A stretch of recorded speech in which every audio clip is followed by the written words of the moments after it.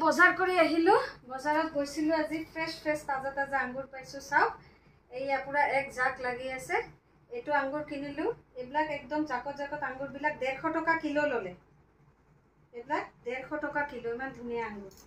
আৰু তাৰপিছত এবিলাক লৈ আহি অলপ আগত গলো চাওজে খোলা আঙ্গুৰ বেছি আছে এবিলাক আকৌ দাম কম 70 টকা কিলো এইয়া 70 টকা কিলো এবিলাকো লৈ আহিলো বা বজাৰৰ পৰা আহি ভালে লাগিলে যে 150 টকাৰ মালটো একদম 70 টকা কিলো পালো কিন্তু তাৰ পিছত মই ভাবিলো যে এটোৰ দাম 150 টকা আৰু এই খোলাটোৰ দাম 70 টকা কিয় তাৰ পিছত উপলব্ধি কৰিলো যে এটোৰ দাম 150 টকা কাৰণ কিয় জানে নে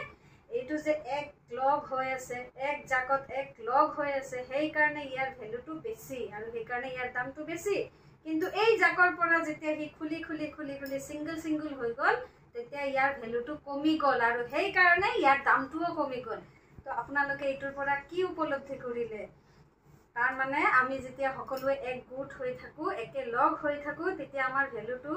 বাঢ়ে আৰু কি হয় বাহিৰা মানুহে আমাৰ ক্ষতি কৰিব নোৱাৰে কিন্তু যেতিয়া আমি বেলেগকে হৈ থাকো এই আঙ্গুৰৰ নিচিনা তেতিয়া কি হয় আমাৰ ভ্যালুও কমি যায় আৰু বাহিৰা মানুহে আমাক বৰ সোনকালে ক্ষতি কৰি দিয়ে সেই কাৰণে আমি সদায় সবে এক গুট হৈ থাকিব লাগে ইউনিটি থাকিব লাগে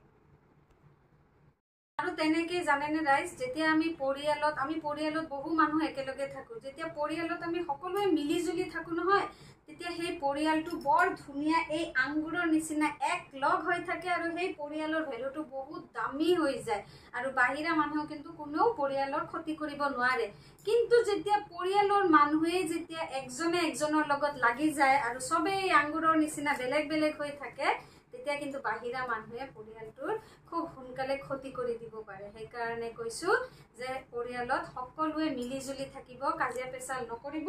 আৰু এই আঙ্গুৰৰ নিচিনা একজোট হৈ থাকিব আৰু দামটো বঢ়াব নিজৰ পৰিয়ালৰ